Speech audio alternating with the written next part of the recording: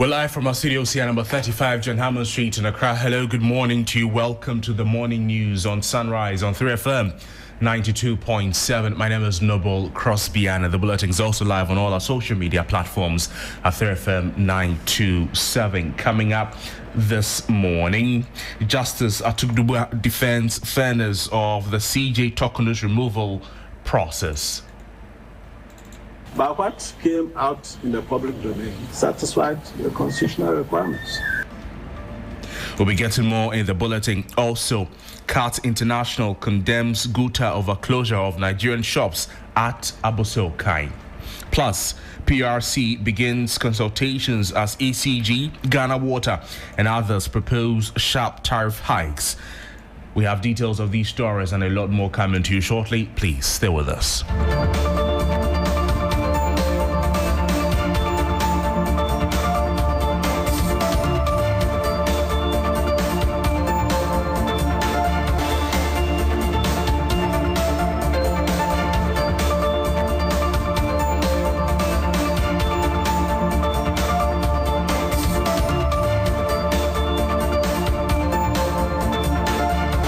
But the dismissed CJ doesn't think so. Do you expect her to think so? And that was a conversation between my colleague Beatrice Adu and Justice Atuguba there.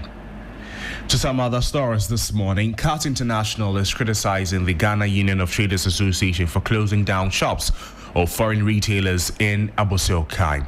More than 150 shops belonging to Nigerian traders have been closed down by the leadership of the Aboso Kai Spare Parts Dealers Association. And what they say is an enforcement of the GIPC Act 865.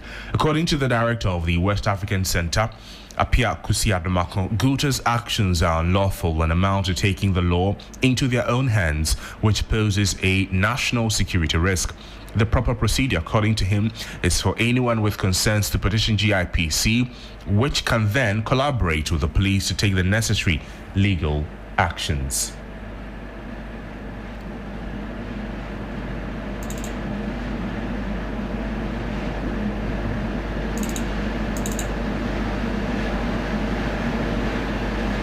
We have the GIPC law that gives the minimum investment requirement for businesses that want to operate in the country. And if there's any violation of such law, the powers to go and close down a shop is not within the purview of Guta or any other. It's GIPC going to the Ghana police are the ones who have been closed with powers under the GIPC law. So what Guta is doing, it is unlawful and it is also threat to national security. They are trying to take the law into their own hands and try to, if you have any issues, write to GIPC and then Ghana Police Service, and the police will do that.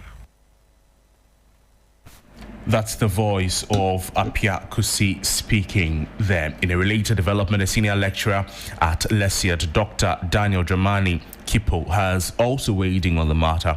He's warning there could be retaliatory actions against Ghanaians living in Nigeria as Ghanaians clamp down on Nigerian traders. Because if Nigerians are suppressed in Ghana, if Nigerians are prevented from trading in Ghana, they say Nigerians every day they move Ghana left, right. So they can also tell their authorities. Ghanaians are also engaged in retail business in Nigeria in one way or the other. That counter, that they could also attack Ghanaians there. And that is why I think that the best we could do is just to make sure that we don't even give them the license to operate. And of course, it's not only lances. We all believe that there are still some of these foreign names that are in Ghana here. They have not registered a company they're trading. That is still part of the enforcement challenge that we have. So if this state institution can work, this thing should not even be a problem. In the first place, you will not. Because we even have the police who may team up with National Investment Promotion Authority staff. Well, he also commended the diplomatic efforts made by South Africa's foreign minister, who is expected in Ghana to mediate with authorities over the DSTV pricing debate. Most of us, we subscribe to these things, and of course, if multi-choice is all for DSTV, I'm sure that great number of Ghanaians, we will suffer because most of us have subscribed to such digital platforms. So I think that the best is our minister, and I'm happy that South African is taking it seriously and even possibly having their minister to come to mediate. And I think that should be the way forward. To some energy stories now, and the Public Utilities Regulatory Commission says it has begun stakeholder consultations on its multi-year tariff review, which sets the framework for utility pricing from 2025. As part of the process, utility companies have submitted proposals for sharp tariff hikes to fund investment and improve services. The ECG is seeking a 225% increase, Ghana Water 200%, Ghana Gas 97%, Gridco about 100%, while Enclave Power and VRA have also requested upward adjustment. PRC says these are only proposals and will be subjected to scrutiny and analysis before final decisions are announced, likely in November, to take effect from January 2025. Dr. Shafiq Suleiman is the Executive Secretary of the Public Utilities Regulatory Commission. So we call it stakeholder engagement. Today, PURC actually started the multi-year tariff order, tariff proposal, stakeholder engagement. And in the engagement, ECG submitted to the general public. So we met the CSOs today. They submitted to the general public that they are requesting for, or they are proposing that the Commission and Ghanaian community or the Ghanaian consumer considers increasing or adjusting their tariff by 225%. Let me state that it's not only ECG. Ghana Water is also requesting for almost the same amount, 200% tariff proposal adjustments. Ghana Gas is requesting for 97% tariff adjustment. Ghana Great Company Limited is also requesting for around 100% tariff adjustment. Enclave Power is also requesting for a tariff adjustment. VRA, Volta River Authority, is also requesting for a upward tariff adjustment. And it is obvious. I mean, if at all times the utilities are looking for improving their quality of service, it will require investment. And the only way to gain the investment is to increase their prices or their tariffs. I can assure you, we are on a systematic roadmap to complete the stakeholder consultation by the end of September, getting into October. So we are looking at the MITO, that's the multi-year tariff order, coming online, being announced maybe in November.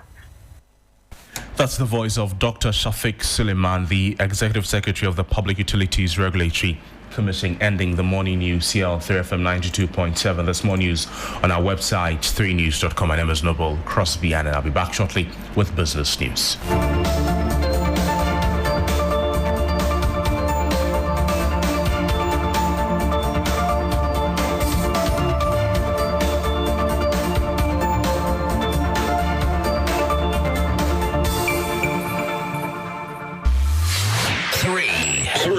Three FM.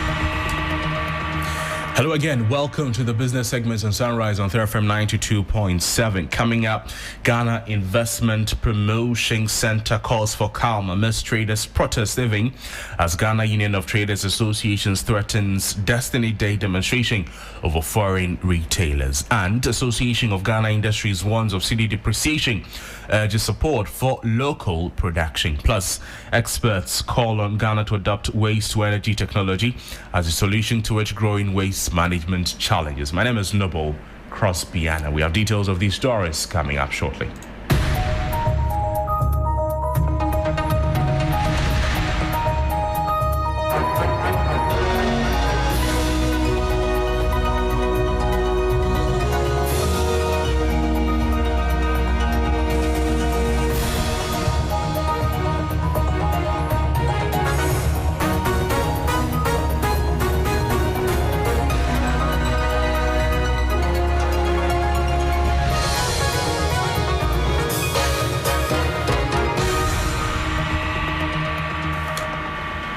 Welcome. Now, President of the Ghana Union of Traders Association, Guta Joseph Obeng, has warned that members will embark on a massive protest dubbed the Destiny Day demonstration if government fails to urgently address concerns over foreign involvement in retail trade in Ghana.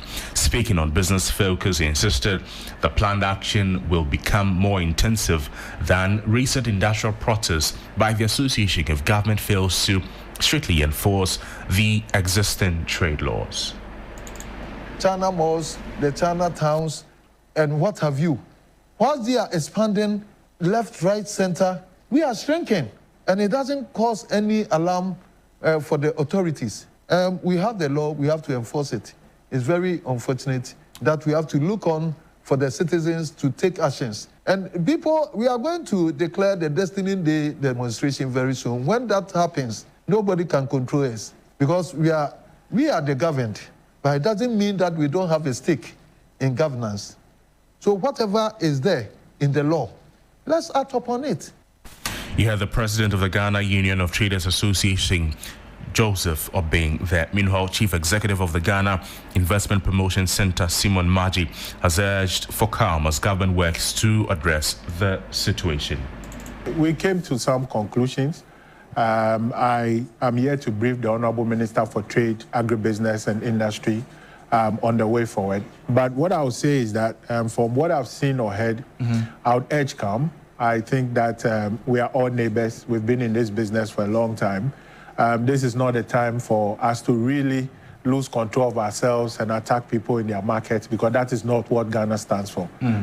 We know that there are some pain points, but rest assured, His Excellency the President and the Minister of Trade and Government are working hard around the clock to resolve some of these issues and to make sure that Ghana benefits as well as our neighbors also benefit. That was the Chief Executive of the Ghana Investment Promotion Center speaking there. Away from that, the cedi has depreciated by 14.31% in the last 4 weeks, now selling at 11 cedis 97 pesos on the interbank forex market after some relative stability. The Association of Ghana Industry says the slide is a reminder of the need to support local production and reduce dependence on imports. The currency has been one of the best performers earlier this year, but a surging demand for dollars and limited inflows have pushed it down again.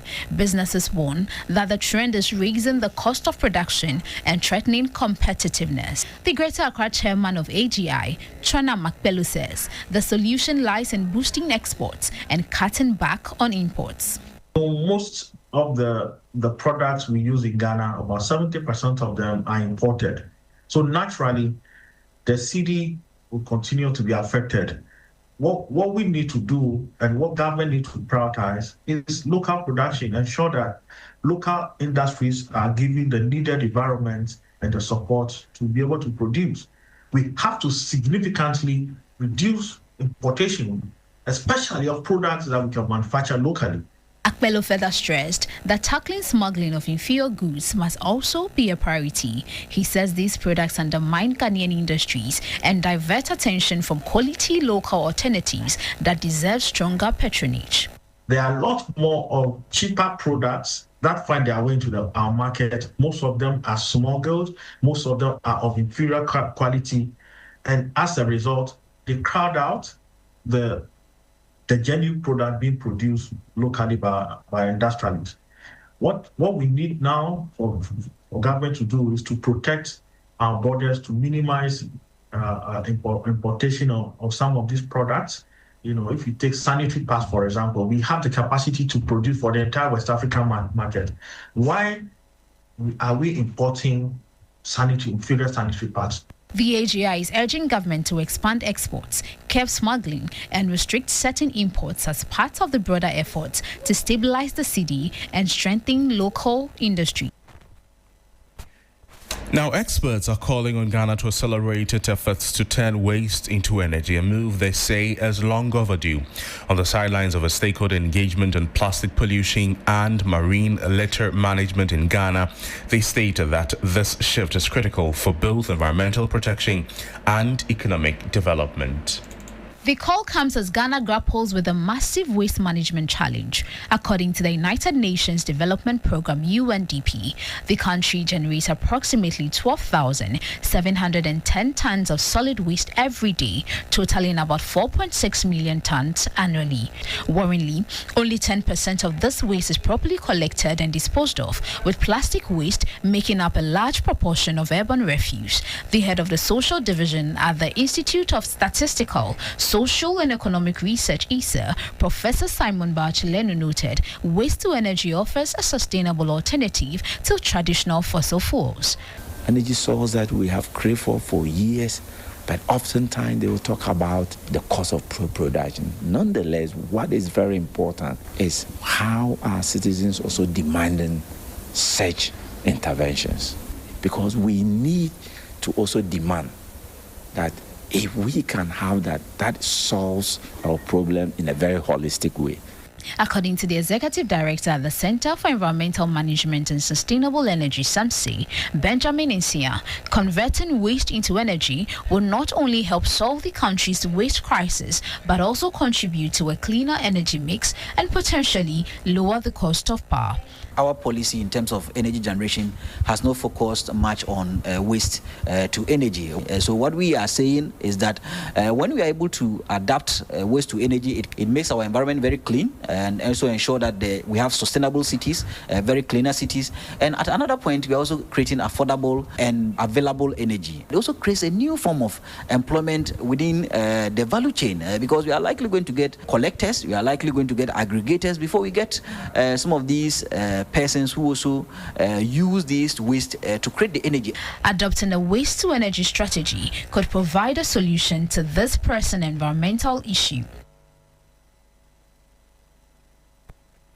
And now to some other stories this morning. Government initiative to merge Telecel and AT into a single network has triggered widespread debate among Ghanaians, while some see the move as a step towards improving connectivity and reducing operational costs. Others fear it could limit competition and lead to higher charges. Through business hit the streets to gather the opinions of some Ghanaians. The announcement of a possible Telecel AT merger has divided public opinion, while some customers welcome the idea as a solution to frequent calls and poor internet services. Others fear reduced competition could mean higher tariffs. I attend ATU. We mostly have 1 week in person and 1 week online. But for the Telecel, most people complain about it because when we are using it, the internet connection is very poor. So it affects our studies or our online classes. Except to go merge with Telecel and they will give us a better data package and a good network. We all go for it. Airtel Tigo network is bad and Telecel 2 is worse. Merging them is not the best. It is not bad. If merging the two would be the best, then it's a good idea. Head of CAT International, Apia Adomako, asserted that merging the two companies would help pool resources and enhance competition.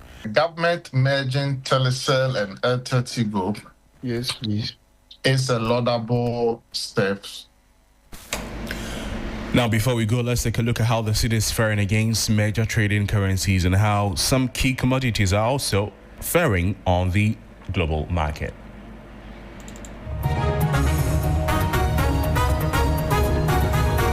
The interbank foreign exchange market, the dollar is selling at 12 cedis, 6 pesos. It gained 13 pesos. The British pound is selling at 16 cedis, 33 pesos. It gained 14 pesos. The euro is selling at 14 cedis, 17 pesos. It also gained 12 pesos. However, be guided that these figures could be higher at a Forex bureau near you. On the global commodities market, Brent crude is trading at $66.21 per barrel. Gold is trading at $3,635 per ounce, up by $49. Cocoa is trading at $7,235 per ton, down by $236.